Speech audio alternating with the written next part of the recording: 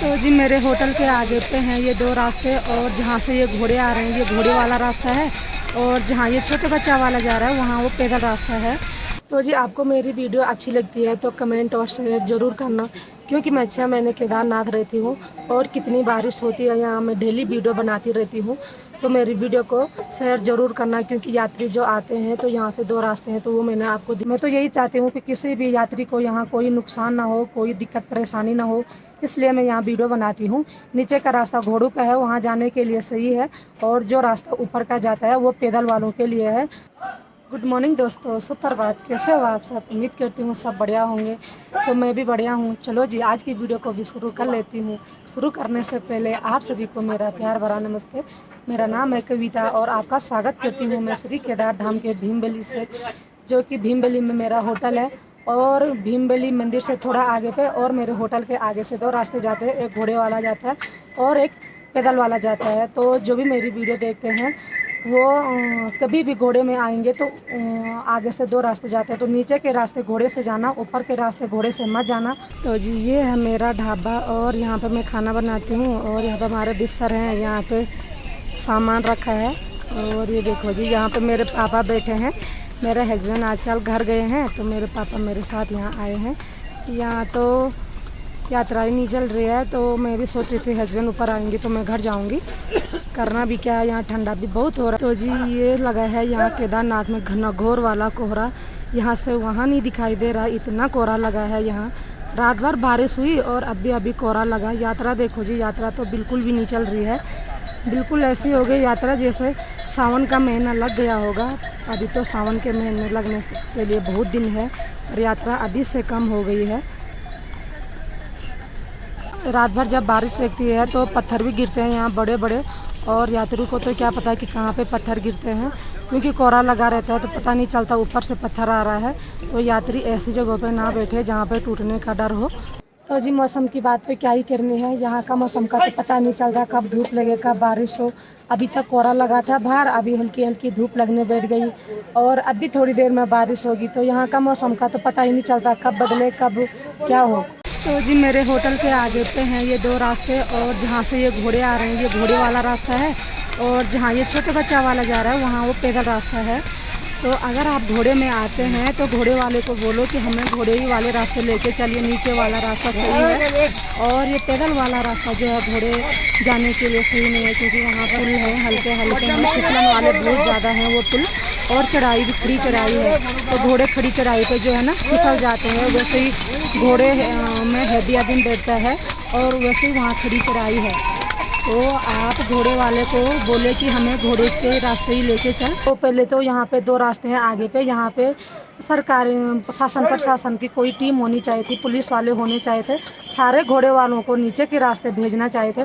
जब घोड़ों का रास्ता अलग बना रखा है तो ऊपर के रास्ते क्यों जा रहे हो, क्योंकि ऊपर तो खाली पैदल वालों के लिए बना रखा है। पर क्या करे, केदारनाथ में शासन प्रशासन कुछ नहीं है, यहाँ मनमानी चलती है।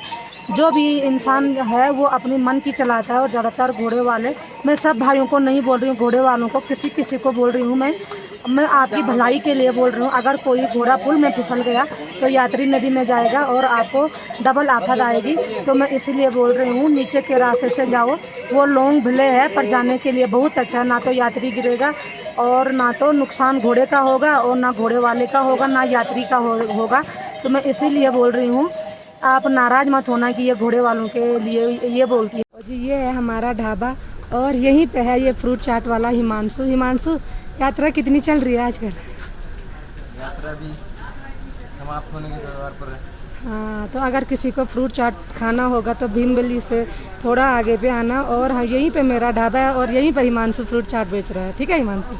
आजकल तो पूरे खराब हो गए हैं ना। हाँ, अभी यात्री कम आ रहे हैं तो इस वजह से हमारा सामान खराब हो रहा है। खराब और नुकसान हो रहा है बहुत ज़्यादा ना। हम भी सुबह चावल फेंक रहे हैं, दाल फेंक रहे हैं, क्या करें, यात्रा नहीं चल रही है, और थोड़ा बहुत ये चल रही तो ये यात्री कुछ खाते नहीं है। तो जी ये घास काटने वाली बहन जी पहले उस साइड गई घास काटने के लिए, और अब इस साइड आ गई है। तो धूप देखो जी कितनी तेज धूप लगी है, और वैसे में ये घास काट रही है। चट्टान भी देखो कितना बड़ा चट्टान है।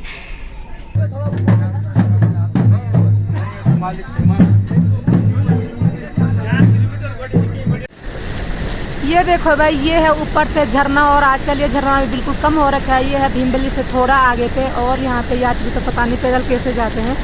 इतना पानी रहता है बरसात की टाइम पे, यहाँ पे आने जाने के लिए नहीं होता है। पिछले साल यहाँ पे एक घोड़ा भी गिरा था, जब ऊपर से पानी इतना ज़्यादा जोर से आ रहा था कि बताइए क्या। तो पैदल जाने वालों को तो यहाँ पे होता ही नहीं है।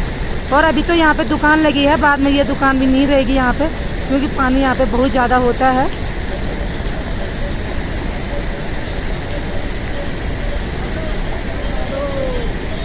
तो जी आजकल ये झरना बिल्कुल कम बह रहा है, क्योंकि बारिश नहीं हो रही है तो पानी कमी है। बरसात की टाइम पे जब मैं वीडियो बनाऊंगी तो तब देखना पानी कितना ज़्यादा रहता है।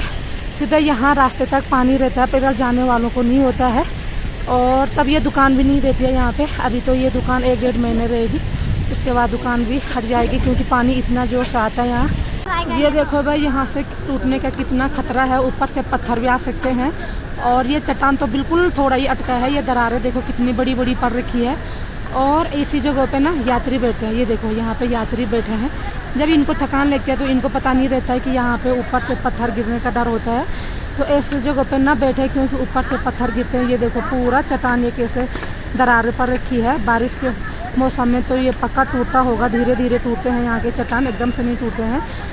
तो जी ये है रमबाड़ा पुल, और अभी आ गए हम रमबाड़ा पे। तो ये देखो भाई, रमबाड़ा की ऐसी खड़ी चढ़ाई है, जो सॉल्ट जाते हैं वो ऐसी खड़ी चढ़ाई पे जाते हैं।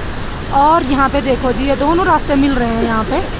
तो ये घोड़े वाला रास्ता भी यहीं ऊपर पे मिलता है, और ये पैदल वाला भी यहीं पे मिलता है। पर पैदल वाला रास्ता जो है वो सॉल्ट है, पर चढ़ाई खड़ी चढ़ाई है, और घोड़े वाला लॉन्ग है, तो बिल्कुल जाने के लिए सही है। और आजकल देखो भाई, मंदाकिनी नदी का जल स्तर कितना ज़्यादा बढ़ रखा है। कल परसों तक तो बिल्कुल कम था पानी, और आजकल तो देखो भाई हमेशा यहाँ बारिश हो रही है, तो पानी भी बहुत ज़्यादा बह गया। तो जी ये है यहाँ पे रामबाड़ा, और रामबाड़ा में भी देखो जी खूब सारी दुकानें हैं। यहाँ पे गर्म कपड़े भी मिलते हैं, खाने पीने की पूरी व्यवस्था है, और दुकानें भी यहाँ पे खूब सारी हैं। तो पैदल जाने वालों को कोई दिक्कत नहीं है किसी बात की कि यहाँ भूखे रहें, क्योंकि यहाँ पे कदम कदम यहाँ दुकानें हैं। तो जी मैं भी दुकान पे बैठी हूँ, क्या करूँ, यात्रा तो चल नहीं रही है और खाली बैठी हूँ। यात्री आते भी हैं तो चाय बिस्किट पीते हैं। अगर पूछो भैया क्या हुआ, बहुत थके रहते हैं। अगर पूछो भैया क्या हुआ तो बोलते हैं कि 2 दिन से खाना नहीं खाया, हाँ तो इसलिए थकान लगी भैया, मन नहीं करता है खाने को, ये बोलते हैं। अगर आप खाना नहीं खाओगे तो इतनी खड़ी चढ़ाई कैसे चढ़ पाओगे। और परसों एक भैया यहाँ पे आए और मेरे को बोला, बहन पराठा अच्छा बनाना, तो मैंने भी पराठा बना दिया अच्छा। तो जैसे ही पराठा खाया, यहाँ से 2-3 किलोमीटर आगे गया, तबीयत ख़राब हुई, जी घबराने बैठ गया, चक्कर उल्टी ऐसी आने हो गई। तो नीचे आया, यहाँ पे बैग रखा था उनका, वो 3-4 आदमी थे, तो बैग हमारे होटल में रखा था। नीचे आए, भैया क्या हुआ, आप केदारनाथ क्यों नहीं गए, मेरी तबीयत ख़राब हो गई।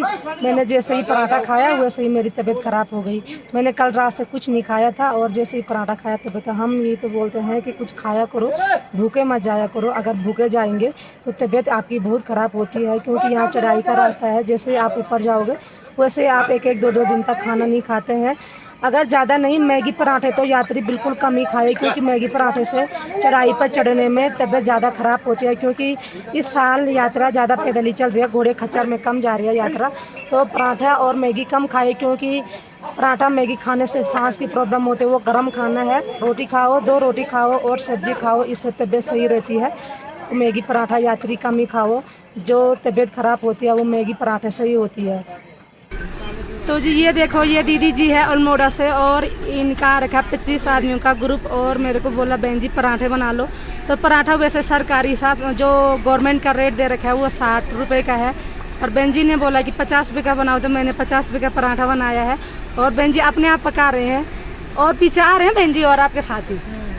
हाँ, और केदारनाथ में लगातार 3-4 दिन से बारिश हो रही है, और यात्री देखो जी फिर भी यात्री आ ही जा रहे हैं, क्योंकि अभी इतनी ज़्यादा बारिश नहीं है कि जो गधेरे आए, नल ज़्यादा उफान पे चढ़े। वैसे बारिश अभी कमी हो रही है, तो अभी यात्रा चल रही है अच्छी खासी।